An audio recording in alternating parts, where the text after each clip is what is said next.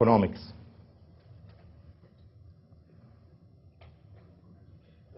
Just to make things clear, I think that. You stand up to hear you. Yeah, Yeah. to make things clear, were you saying that Max Weber was a collectivist? No, never. I said that Parsons tried to put Weber on the same ground of Durkheim, and this is impossible. The point is that this is a paradox. We never had a direct confrontation between Durkheim and Weber.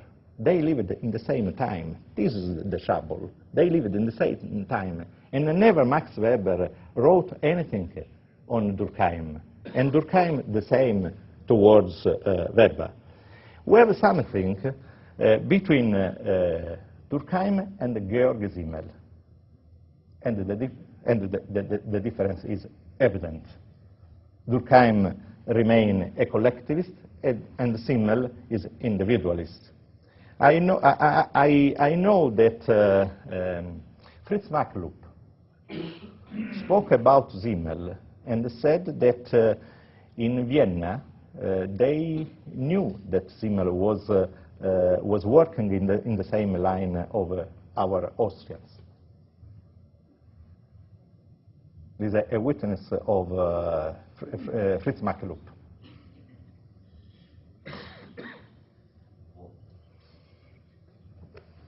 I wanted to ask your opinion on two other people who are not usually considered sociologists, but perhaps could be considered sociologists.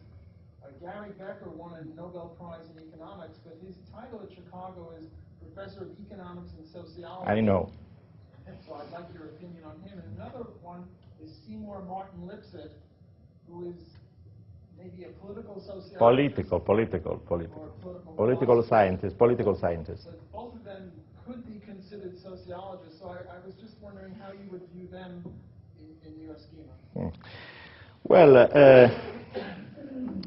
obviously, I studied Becker, but I think that there is, between us and Becker, there is the same distance that there is between Vienna and Chicago. They are two different paradigms. I translated, with the help of Nicola Iannello, that is with us today, I translated recently into Italian The Constitution of Liberty by Hayek.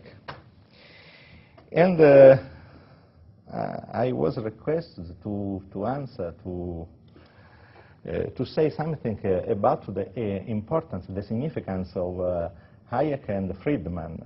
And I said, without Friedman, we can have a classical liberalism, the same in the last century. But without Hayek, we have the improvement of liberalism that we know. I can say that without Mises, we have no Hayek. But Hayek enriched the Mises tradition. But there is a big distance between us and Chicago. I think of the different significance of the Austrian business cycle theory and monetarism. You know, I think that monetarism is expresses poverty if you confront it to the Austrian theory of business cycles. That is me. I translated into Italian Rothbard's Great Depression, and Rothbard used as you know, the Austrian theory. So I think that that Chicago, the intellectual base of Chicago school is positivist. We are not positivists at all.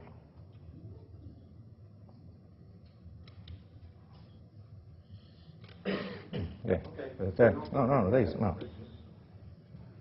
My question is related to the role of the action on the part of the individual to the advancement of the spontaneous order. So just to know your opinion.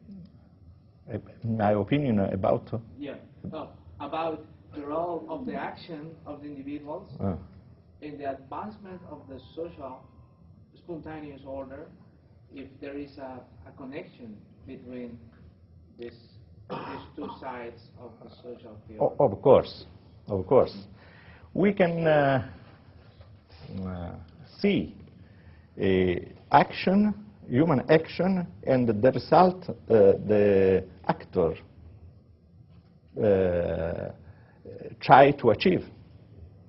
And on the other side, we can see that the aggregation of our action produce results that we can't plan, and this is the spontaneous order. So, as I said, life is a double entry. On one side, there is action and what we like to achieve.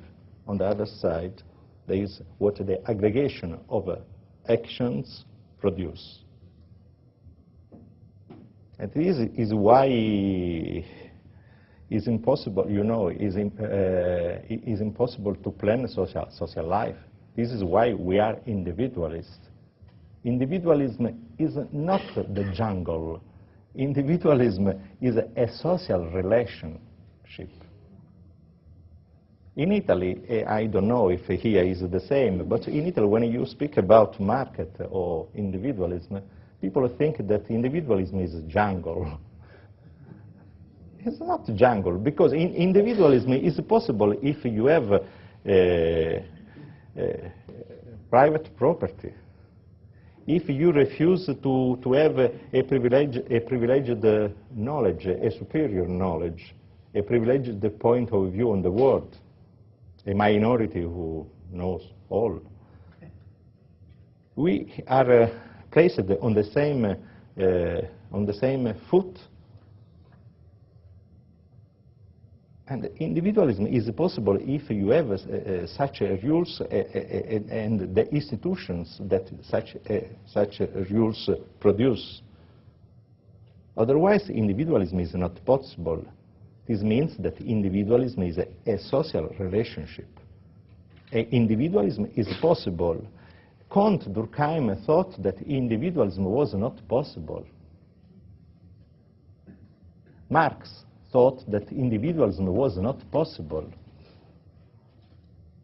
Marx spoke about individualism as a sort of a jungle. But individualism needs a set of institutions, and we interact